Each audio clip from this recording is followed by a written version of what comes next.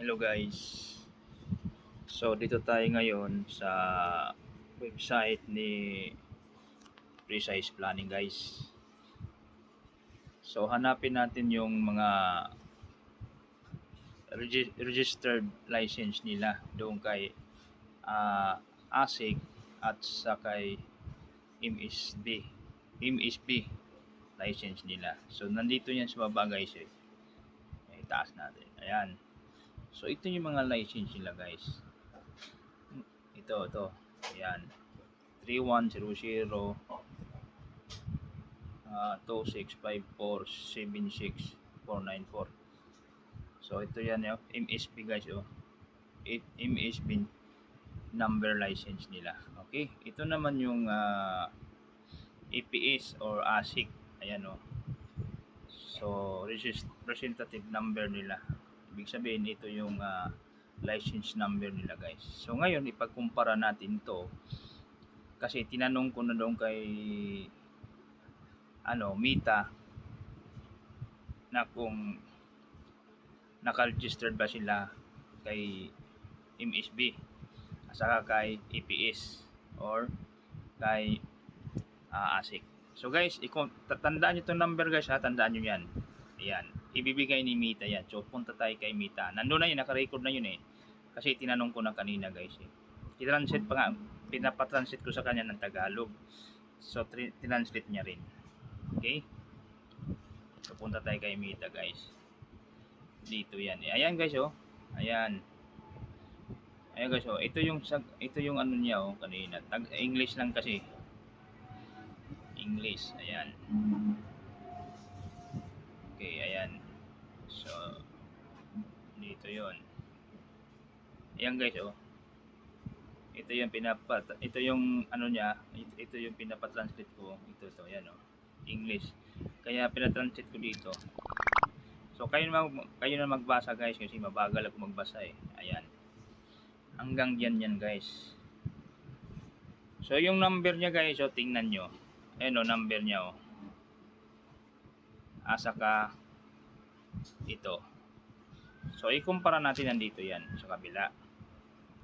Ayan guys o. Ayan. Itong number na yan, saka ito. So hanapin nyo dito yan. Ayan. Diba tama? Tama yung binigay niyang number 0013111177. So ito naman doon sa MSB niya 31000265476 di ba? Tama guys. So guys, hindi natin maghirap na mag-search pa. Itanong lang natin kay Mita. Kasi pag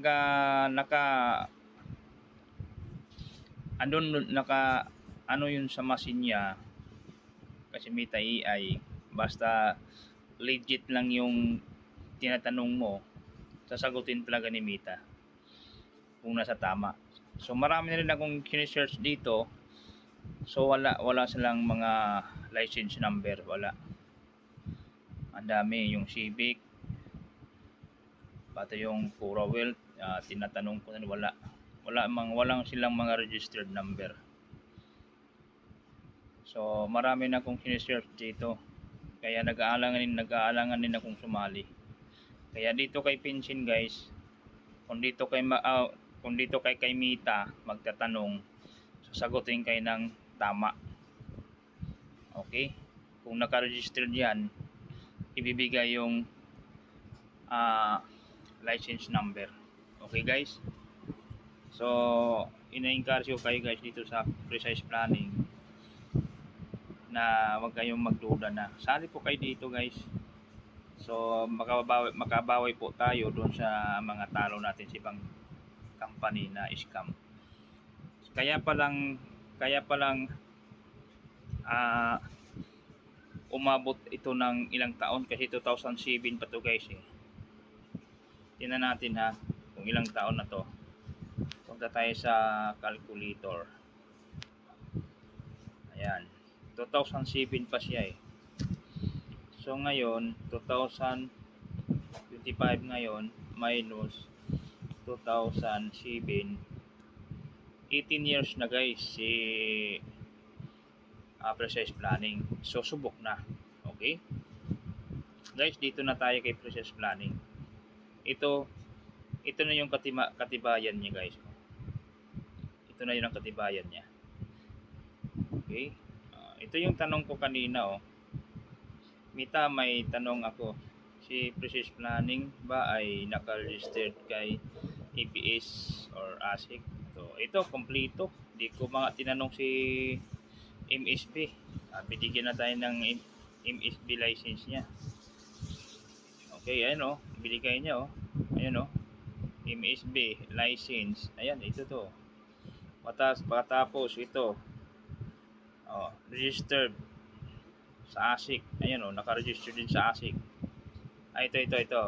Ayan under license number. Ayan So guys, kayo na magbasa diyan. Ito is Tagalog. Ito na, basahin niyo to. Ayan.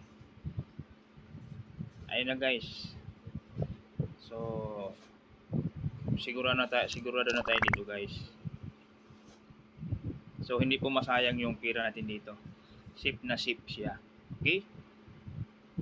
So kung may mga tanong kayo, itanong nyo kay Mita, sasagutin kayo. So yun lang guys.